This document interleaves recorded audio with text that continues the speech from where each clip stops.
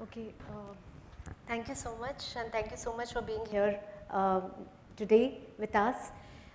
So, we were also supposed to discuss two new novel antibiotics, which is the Aztreonam Avibactam and the Vocard 5222.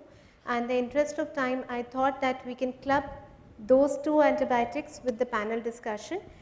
So, I am going to have two cases here presenting, and the first one is this case, but before I begin, it's my sincere gratitude to my mentors, Dr. Rajiv Soman sir and Dr. Kamala Rodrigues, for guiding us always and even now. So, this is a case where we are going to discuss that when should we suspect a particular organism, and how do we do that with the help of novel diagnostics, and then we will discuss the treatment options. So, this is a patient who has this is a 77-year-old gentleman with diabetes, and he consulted us for immense weakness, body ache and nausea, and on inquiring, basically there was this history of TURP in May. So, then subsequently a month later he started having fever, for which he received BL-BLI combinations as well as the ferropenem. And he also received other antibiotics, as there was not much of improvement on the BL-BLI combination. So, he received high dose of meropenem 2 grams 3 times a day, he received plazomicin, and on these antibiotics still he was not completely fine, and in fact he was coming with immense weakness, body ache and nausea. The cultures so far were negative, and at present when we looked into the CBC, it showed that there was also an eosinophil count of 12%. So, with this particular history, what do you think is happening to him? He has been treated earlier for acute pyelonephritis with a renal abscess, and at this point he has received these antibiotics, and currently he has no fever but immense weakness, body ache, nausea, and there is a eosinophilia. So, what do you think is happening here? Because a patient is diabetic, first of all, patient has received multiple antibiotics, bactericidal, and he has good cover with all broad spectrum antibiotics for a long run, and cultures are coming negative. So, first of all, we will always suspect fungal infection, and underlying fungal infection is not targeted by the antibiotics. Moreover, already by immunocompromised on prolonged antibiotics, so he is more likely to have fungal infection. That comes first in mind. And maybe he has not got the right antibiotics, that can be, and growth not that significant, so it comes in culture report. So, we have to investigate further. Yeah, absolutely. So, the question here first is whether this patient needs the antibiotics which he is on right now or not, and what does he have. So, because of the immense weakness and eosinophilia and the history of antibiotics for the last almost 2 months, there is definitely a suspicion of drug related eosinophilia with systemic toxicity. So, for this, the next step is, does this patient need antibiotics, and does he have any active infection at the moment? So, what we requested was, and since this patient is an elderly patient, he has undergone TURP, a month later has developed pyelonephritis. So, there is a possibility that there could be obstruction, and that is why MRI was requested, and that showed that there is heterogeneous prostate with peripheral hyperintensities, and there is also a small ill-defined T2 hyperintense signal, as we can see. So, this was also seen here. Now, with this peripheral hyperintensities, it is suggestive that there is a prostatic infection, and this was discussed with Dr. Narula. So, this is suggestive that he has got active infection still, and he has got active prostatitis with a prostatic abscess. Besides, we had also done the KUB, the MR KUB was done, which showed that there is this well-defined thick-walled lesion which is seen in the kidney, which is also suggestive of a renal abscess. So, there is also a renal abscess which is present. The relatives wanted to confirm it, so they again went to do a ultrasound KUB as per the request of another clinician, which showed the same, but however it should have been USG, KOB and this. So it is also suggestive that there was some internal echoes in the bladder suggestive of cystitis along with enlarged prostate, and the size of the prostate is important to see, which was around 43 to 44. This is, it was around 43 to 44 cc. Okay, so now we know that this patient has a complicated UTI, he has a prostatitis along with some drug allergy. Now what do you think is likely to be the organism here? A CRE, which could be Endium with or without OXA48, Pseudomonas aeruginosa, Acinetobacter baumannii or MRSA. Okay, so as we have discussed it in the prior, the microbiology, we all know that the CRE, that Enterobacteriaceae are the most common organisms which are responsible for close to 70% of the infections. In a patient who has undergone a procedure, Pseudomonas aeruginosa has to be considered. Acinetobacter baumannii is very less likely. Again, MRSA is not a typical cause of UTI. This is elucidated by this ICMR data, which shows that again E. coli and Klebsiella pneumoniae are responsible for close to 70% of the urine infections, and we have Pseudomonas aeruginosa at around 7% and very less 2.1% of A. baumannii. Now the next step is, yes, this is likely to be CRE. Then what is the likely the mechanism of resistance? So there is increasing resistance as we know, and in the hospital if somebody has undergone a procedure, we have like 60 to 70% carbapenem resistance among the Enterobacteriaceae. Now this may keep on varying from center to center and from ICU to ICU. This is what I think that we should suspect early carbapenem resistant gram negative infection if a patient has received antibiotics, which includes a BL-BLI combination, especially suboptimal doses of cephalosporin sulbactam like 1.5 gram 12 hourly, or piperacillin tazobactam, which can be 4.5 gram BD, meropenem, ferropenem, and not improving. So if the patient is not improving, has received these antibiotics, then there is a very high suspicion for a CR Enterobacteriaceae. Again, prior hospitalization, any procedure, urinary catheter in the hospital, in today's scenario, we must suspect CRE. So likely organism is going to be a CRE, which is a Endium with or without OXA48. And we obviously had to arrive this with the help of this entire history, which we took for almost 4 pages history for almost an hour. Subsequently, the urine culture was done, which grew Klebsiella pneumoniae, and then the lateral flow assay which was performed, it showed that it is OXA40 Endium with OXA48.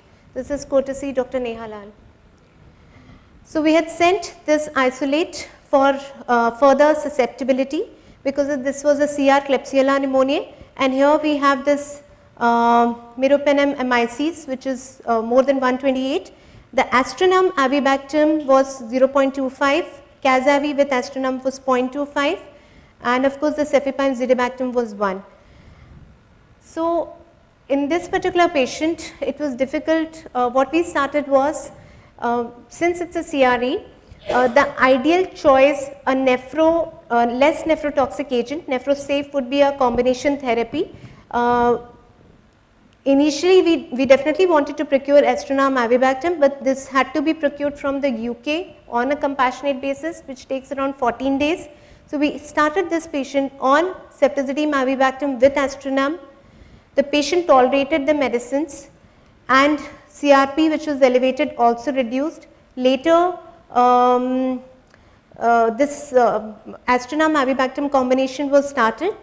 This was given as a loading dose, which is basically 1 1/3 of the second vial, which is to be given, and subsequently it was administered in 100 ml of normal saline over 3 hours infusion, and this is given 6 hourly. When we talk about the treatment options for the gram negative infections, these are the various treatment options which has been elucidated, and we have of course Dr. Vikas Deswal has mentioned about cefepime and Enmetazobactam as well as plazomicin, but the therapy has to be individualized based on the site, organisms, the drug susceptibility, MICs, PKPD as well as the safety. So, I would like to mention about how Aztreonam Avibactam works in Carbapenem Resistant Enterobacteriaceae, especially the NDM with OXA48, and for this it is important for us to understand basically the structure of the gram positive and the gram negative bacteria. So, the gram positive bacteria basically has a thick cell wall which consists of the peptidoglycan layer, and there is a membrane which has the penicillin binding proteins.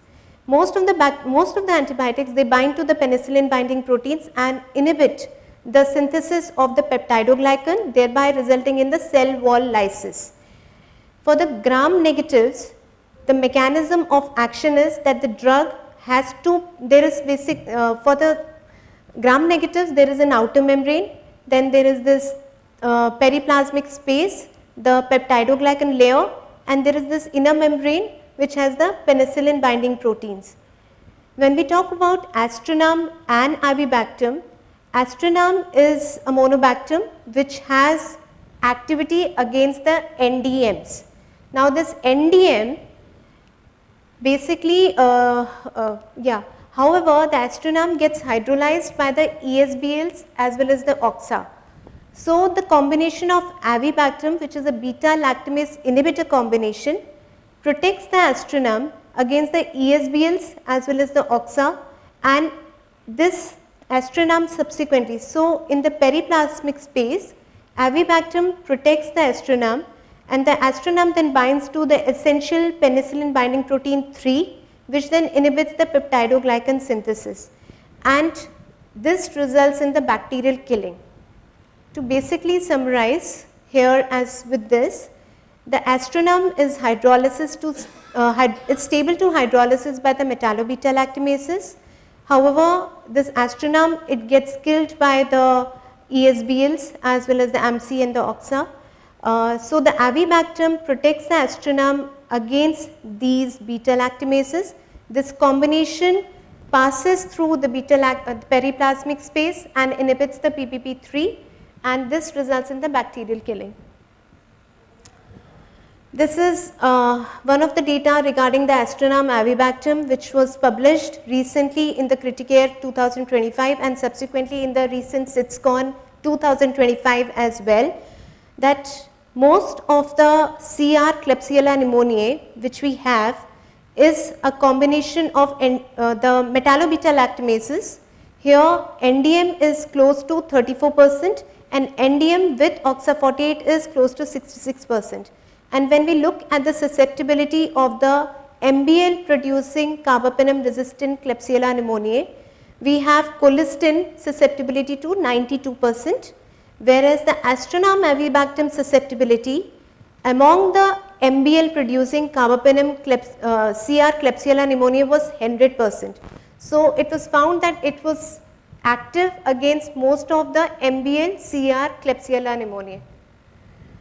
This a bit about the PKPD of the ATM-AVI, which is basically it has a linear pharmacokinetics, and it has predominantly renal clearance, and since it is a beta lactam, it is time above MIC and more frequent dosing has to be given.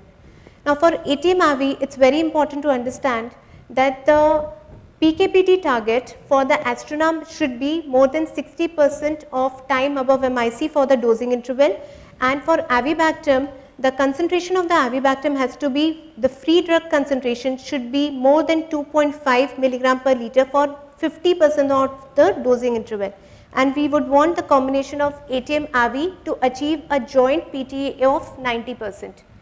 Now this is achieved when we give a loading dose of the ATM-AVI. So once normally we give loading dose in a beta lactam agent, but here the beta, besides one vial, there is an additional 500 additional loading dose which is required with the ATM-AVI, and that improves the probability of target attainment of the of this pharmacokinetic target from 60% to 90%. So that is why for Aztreonam Avibactam, once we are starting it, the loading dose has to be 1 plus 1/3 of the second vial, and then subsequently this is given over an infusion of 3 hours, and 6 hourly dosing has to be given. And for this, in fact, several clinical trials have been done as well to know the right dose of the ATM-AVI. It requires renal dose modification with a creatinine clearance of less than 50, and probably the suggested workflow is going to be like this, that if we have a gram negative, we must know whether it's a, what is the ID, what is the susceptibility, and then we look out for the mechanism of resistance. Based on the mechanism of resistance, we can choose our antibiotics. If it's OXA48, then we go for ceftazidime avibactam. However, if it is a combination of NDM with OXA48, then it is going to be ATM-AVI preferably, and then the other options. I think we are having too much of background music. Okay. So with this, I think we'll move on to the next case. That is more of a, I think yes, I've requested them so many times. I think next time we should book, we should know that there is no other celebration happening. There is time, na?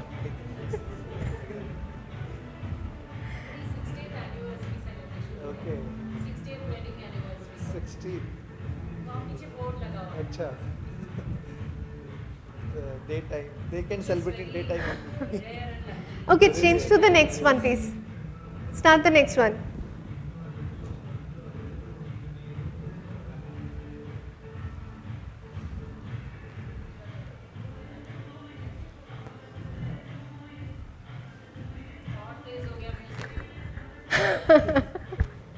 Okay, it's yeah. You increase your volume. Yeah, next slide. Yeah, okay, sorry. Yeah. So, okay. So this is a 74-year-old gentleman. Actually, this is case of my papa. Okay. So he had lumbar canal stenosis with compressive myelopathy with constipation, and his vaccination history was complete. He had not received antibiotics over the last 2 years.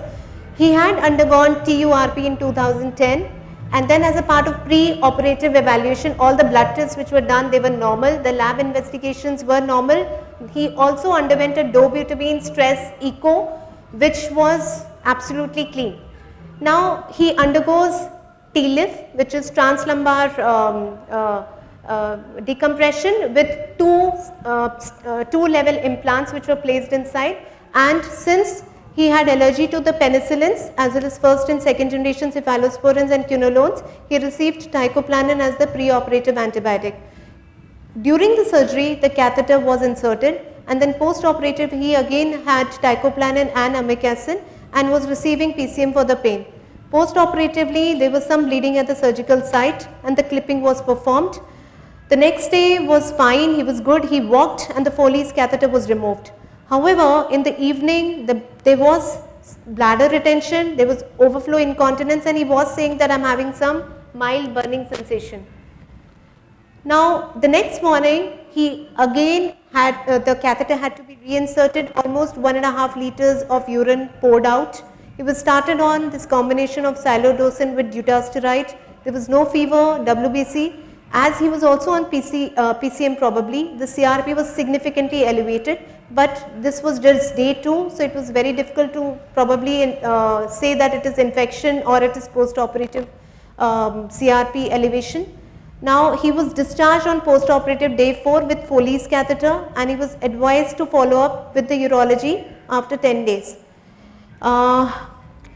Then he was, what he was advised was basically on discharge, he was advised to take certain antibiotics like levofloxacin and Ceftum, but since there was allergy and this was a clean surgery, so we decided not to give any antibiotics to him. Now post discharge, that is the next day, which is like day 5, day 6, he started complaining of some pain in the right groin as well, and for this he was given painkillers. Now this is like day 12 days after the surgery, he had very high fever and the surgical site was clean. Which is the least impactful test before starting the antibiotics? So which of these following you will actually send, and which is the least impactful one out of these? So we will send a CBC, CRP, RFT, a urine culture obviously, a blood culture yes to see, PSA, prostate specific antigen, not sure. What about serum PCT? Okay. Yeah, so there is confusion between PSA and serum PCT, but if we look at this clinically, we can send all, but if we have to be a little cost effective, then PSA will be a better option. Why? Because there is catheter which has been in place, there is a possibility of prostatitis, and elevated PSA can give us a clue that yes, there is a prostatitis which is happening. Okay.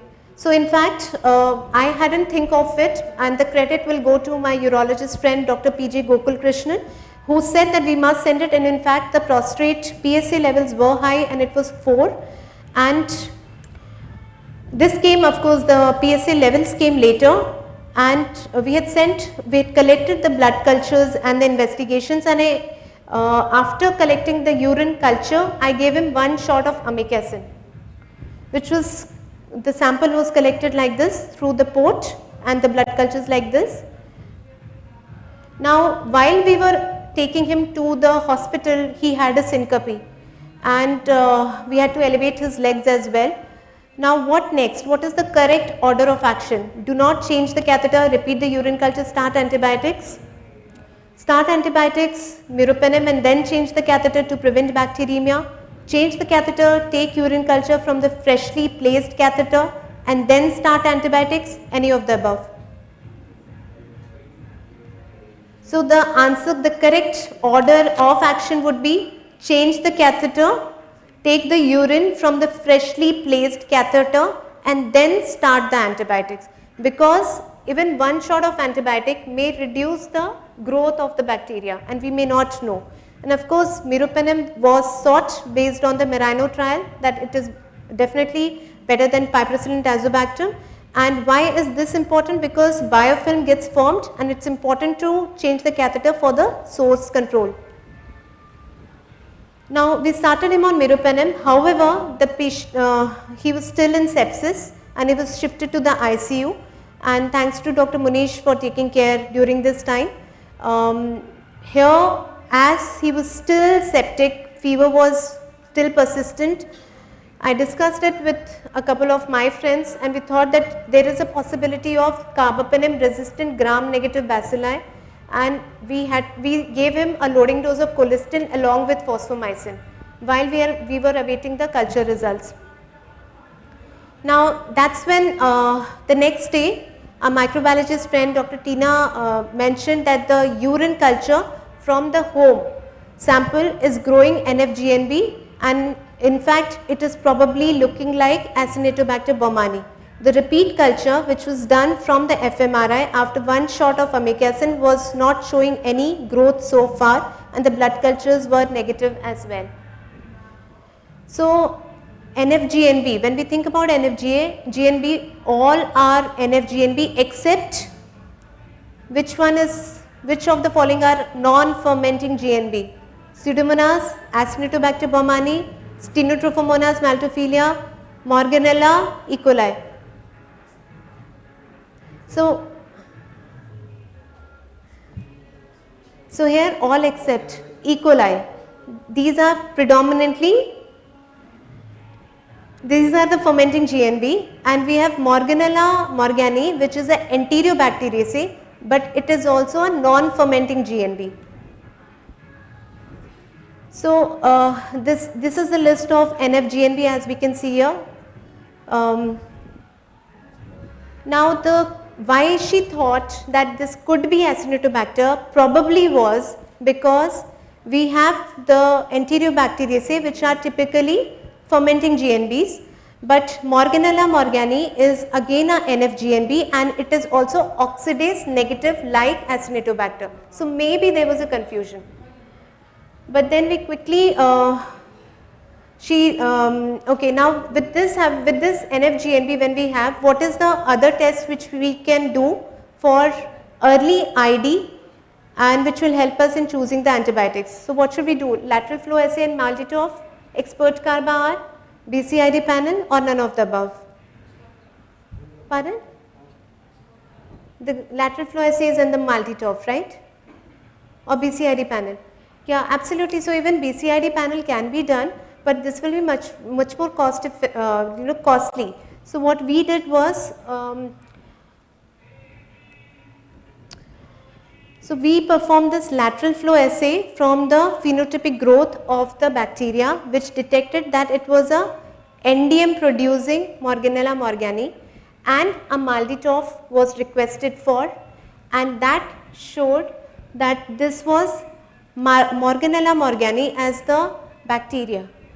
So that in fact if you look at it, I'm really thankful to my microbiology friends. This is like we have the ID as well as the ID of the organism was available to us by 1:30, like within 24 hours we have the ID as well as the mechanism of resistance of that particular bacteria as well. Now there was some question that whether it's a contamination or a true infection, as it's a single culture and probably a home collection as well. But then subsequently the next day we have the culture growth of the same organism as well as the NDM Morganella detected from the fMRI sample as well.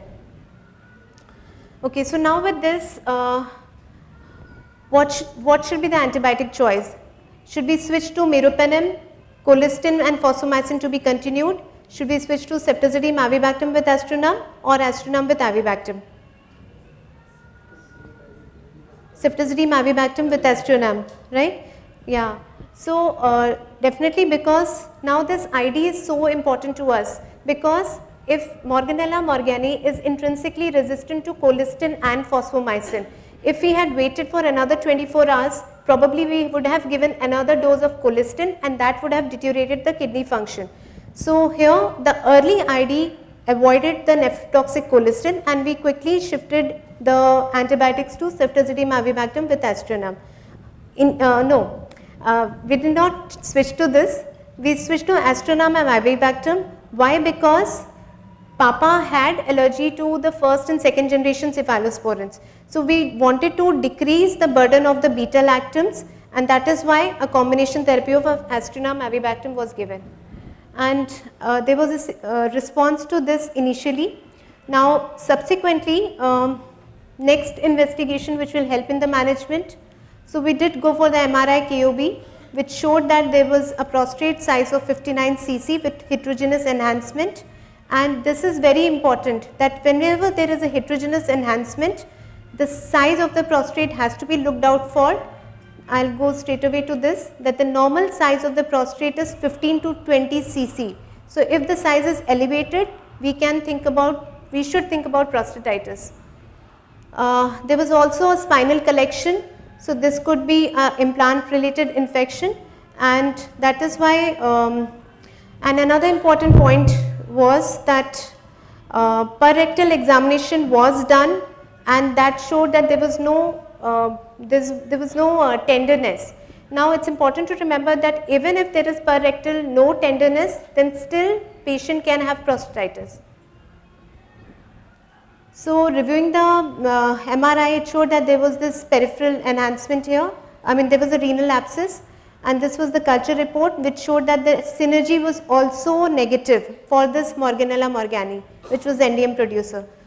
So how do we interpret and which antibiotic should we use now? Okay, so the options include Vocard 5222, Vocard 5222 with Aztreonam. So remember now here the patient is actually improving, and there is also WBC as well as the CRP which is declining. But what do we do? So Aztreonam Avibactam to continue. Okay. Correct. So Achha, I have not shown here. Oh, okay. So this was the broth microdilution method, which showed that the only susceptible antibiotic was the Cefepime Zidibactam, and Cazavi Aztreonam were all resistant here. This is the final culture report with Aztreonam Avibactam also resistant, and Cefepime Zidibactam was this. It was 4 and 2 when Aztreonam was added. So subsequently he underwent, I think in the interest of time what I'll say is basically he had prostatitis, there was a prostatic abscess, and there was also a BPH, and to cure we had to do surgery for the BPH, which he underwent within 20 days of his spine surgery as well, and this was performed by Dr. Anil Mandhani, and there were a lot of secretions which were seen. The prostatic and after 4 weeks of antibiotic therapy with Foucault 5222, there was a resolution of the abscess, as we can see here. However, at 4 weeks, there was still hyperintense collection which was noticed at the spinal implant site, suggesting that there is still a residual infection, and that is why we continued the antibiotic for almost 6 weeks. So this was given for a period of 42 days, and we had presented this recently in SITSCON as a poster. Coming to prevention, there are few things which are important that we all talk about, echo as well as importance to the heart, but a pre-operative USG as well as a urology consultation probably to rule out BPH can prevent such disastrous complications. Again, a lot of emphasis has to be done on the perineal hygiene. A repeat urine culture initially definitely can help in the early ID as well as the drug susceptibility, and in my personal experience, although it is mentioned that odor or color should not be given importance for differentiating asymptomatic bacteriuria or UTI, but if the patient has a very dark colored urine and we think that this could be dehydration, this could be even an early indication of cystitis. So a high suspicion should be made, like we have to be very vigilant about this. And again, simple clinical signs like pain in the groin, which can be mistaken as a post-operative pain, can be an early indicator of prostatitis because of the common peroneal nerves resulting in the pelvic discomfort. Thank you so much.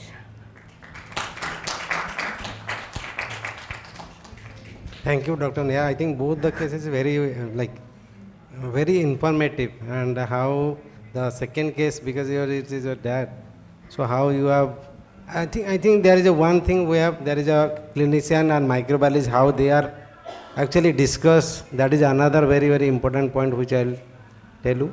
And second is that the prevention, infection control practices is another point you have highlighted very well.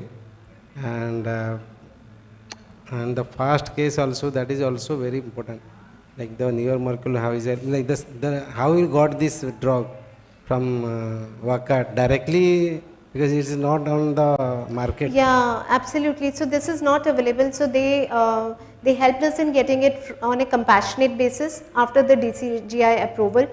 I've used it in 4 patients so far, but of course right now it is not available at all, and we have to Because even synergy was negative, so no way to Correct. continue. So Although initially it will respond, but I think in the block dilution it was clearly, it was not resistant. Yeah. Correct. Clinically, yes, there was a response, and Ashwini actually was managing my papa when he was in the ICU, and so they were everybody who was saying don't start, don't switch. I had got it right from the beginning that probably once we knew that it is Morgellina morgani, which is NDM, then the options are very limited. But yes, we started it and he tolerated it as well. And plus I think the source control was very important. If the source control was not done early, then also it would have led to complications. And here again the timing of surgery was also important. A lot of people will think that probably we have to do it after 4 weeks or so, but once the patient is stabilized, and in my dad's case, we performed the surgery on day 9. very logically in a stepwise manner managed the patient. So congratulations, ma'am.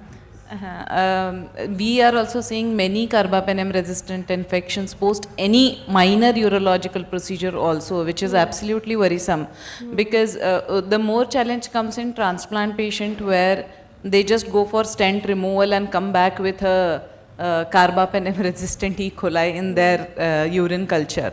Now it's everywhere it's clear that we don't generally end up treating the asymptomatic bacteriuria, but immediate post-transplant patient, what to do? Patient is asymptomatic, creatinine is normal, and there is bacteria which I cannot easily treat. So whether to give importance to that culture, what to do? And I have couple of patients where despite, now you were talking, Dr. Vikas also said about microbiological clearance, how important it is to get a repeat urine culture after treatment of infections, and his all clinical and other lab parameters are stabilized. Is it very much necessary? I have not been really following it in the clinical practice, that repeat the urine culture after we have treated the patient and the patient is symptomatic, asymptomatic. Like once we have yeah. And many data also. Correct, he mentions that. Yeah. Clearance means if the patient is already infected and patient subsequent culture is negative, that means it's a micro. But even Yeah, correct, but it's that. after treatment, there is no clinical symptoms. Why to repeat a culture? Because urine culture, there is a flora will coming up. No, yeah, so what he meant was that probably after 3 or 4 days of the antibiotic therapy, if it is culture negative. Not like First- once we. Why I am asking is, I have a couple of patients where that carbapenem resistant E. coli is just sitting there. Now patient is asymptomatic, he had fever, it's gone. It's a transplant patient, it's gone. It's gone. His labs are stable comparatively, but that bacteria is not going from the urine culture absolutely every time, it's there only. Then I don't think we need to treat it. Yeah. If the patient is Because- asymptomatic, even Yes. post transplantation, it is so- not to be treated. Yeah. Not really. Yeah. Of course, it requires vigilance and careful observation. Yeah. Even because- long treatment is also not needed. Like otherwise, that will develop a resistance. It's already, for that matter, on the labs, it's combination therapy, the same. It is resistant to Zevi-Septa Aztreonam combination also. So, Yeah. So another point to make it's about the synergy synergy also. testing is that a lot of us, it is traditional, it is done with the disc diffusion.